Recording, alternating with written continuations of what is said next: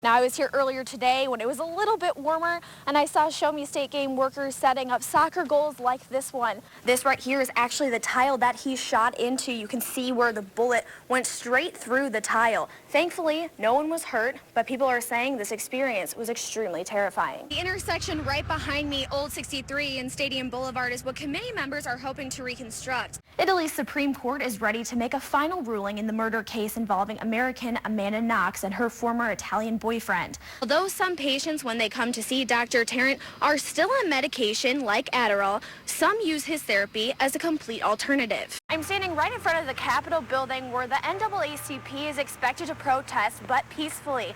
One Columbia man feels ShotSpotter should be overlooking the city of Columbia. So I went down to Kansas City to sit down one-on-one with a police sergeant to figure out how exactly ShotSpotter works. The Attorney General's office says a scam like this is common, but not on such a large scale as what we're seeing here. Storm chasers are what these scammers are called, taking advantage of homeowners who have serious storm damage.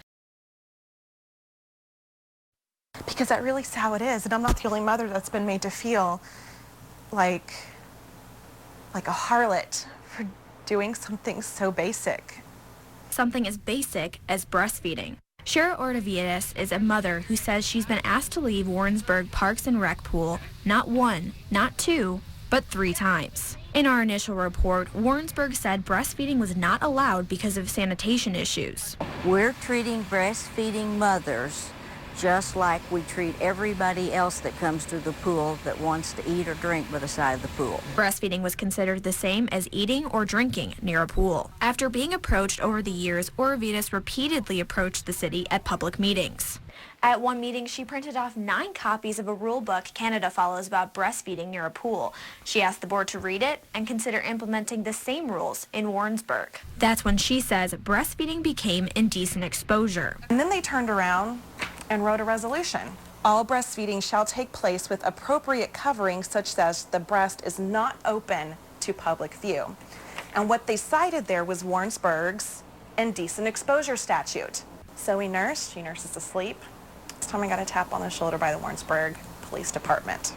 Ortavitas provided KMU8 News with the ticket she got from police and an attached memo. She says it's from Parks and Rec, briefing police on how to treat mothers who fail to comply with breastfeeding rules. It will be important on the PD side that officers are informed that we don't want to book anyone on these incidences, only issue tickets for either exposure or for trespass. She's instructing the police department to ticket mothers for indecent exposure or trespassing.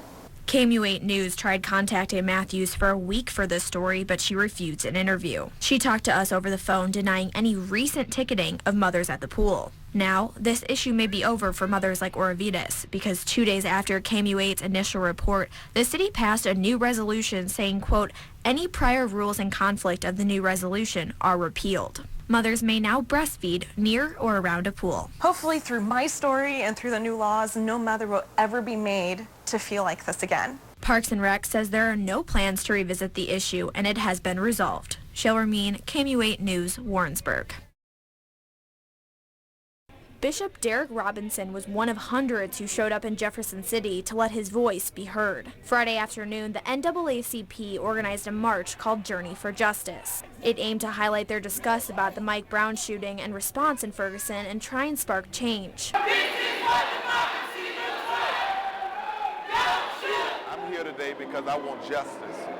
And so no matter how much if I have to walk, drive, fly, and whatever we have to do as a race, as a culture. Leaders spoke and the protesters fed off the energy as claps and shouting echoed off the Capitol walls. The president of the NAACP says Michael Brown's family has not received justice. We had mountains of evidence dumped into the laps of grand jurors without direction. And so the point being here is this family deserves a serious grand jury process. Darren Wilson should be charged and held accountable for his crimes. Shale Remien, KMU8 News, Jefferson City. It is a very impressive entrapment of consumers to lead you to believe that you were being assisted through a very complicated process that was going to help you, whereas at the end of the day, once you got to the end of the process, you handed them a check and you never saw them again. A roofing repair entrapment. That's what Carlton Dwayne Dunko, Frank Pureber, and Richard Steffi are accused of thoughtfully planning out. The trio perfecting a scam in over a half a dozen states. North and South Carolina, Kentucky, Ohio, Florida, Georgia, Missouri, they had this down to an art. I talked to one man who says he was scammed by American Shingle. This is one of many pieces of paperwork they made him fill out. He says the company seemed extremely reliable because of the paperwork and personality of the roofers. It was within weeks after the storms went through when people started realizing, hey, wait a minute, these people are putting me off. And they're very good about putting people off. We're having a little trouble with our suppliers. The shingles are in short supply. There's always these colorable statements about why the delays were going on. According to the Missouri Attorney General, American Shingle did some repairs to keep government and consumers at bay. But after a few weeks, there were no more orders being placed, there were no more roofs being done, and no one was answering the phone. Our affiliate in Florida also found victims there. American Shingles, you will not get away with this. And later confronted one of the men accused of taking advantage of people down there and in Missouri. Mr. Perber, how you doing? Anything you'd like to say to the people that you took money from for roofs? Hey, listen, I'm his lawyer. You can talk to me. Yeah. And he doesn't have anything he'd like to say because he has a case pending. The Missouri Attorney General's office says American Shingle targeted the elderly. So how can you avoid a storm chaser scam? Don't give 100% of a payment up front, no more than a third. Get promises in writing stating when the work will be complete. Beware of any contractor trying to rush you, and make sure there are licensing requirements. For now, the AG's office says some victims got insurance money back, while others have lost their money entirely. We're going to seize whatever assets we can get our hands on and get that money back to the consumers to the best of our ability.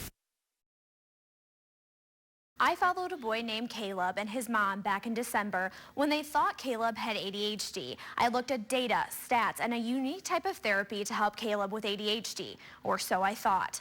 But then one day before the story was scheduled to air, I got a phone call from Caleb's mom, Emily, with some unexpected news.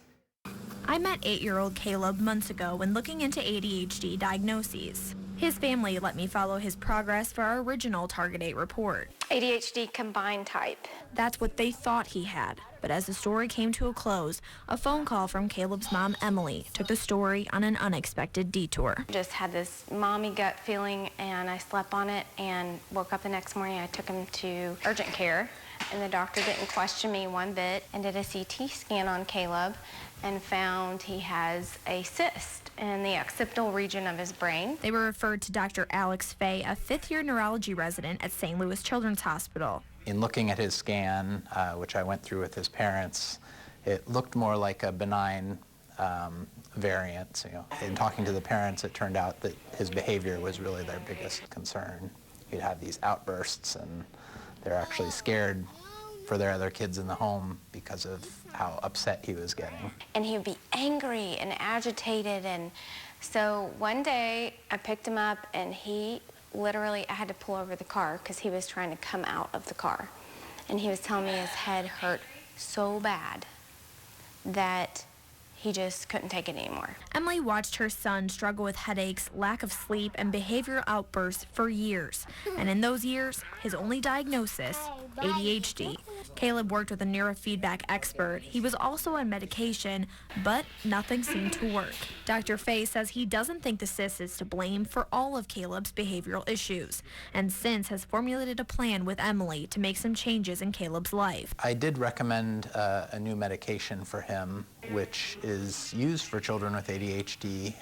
It's also used for children who have a lot of impulsive behavior and for children who have trouble sleeping. Emily says Caleb's social cues have improved since he started working with an IEP at school. But she says the real saving grace is Miss Dana, a counselor who works with not only Caleb, but his family. We just kind of went back to ground zero and reestablished boundaries in the home and expectations, and pushed a lot of buttons with Caleb and tried to teach him that it's okay to have those feelings. Really worked with the parents a lot on making sure that they were reinforcing the behaviors that they wanted to see.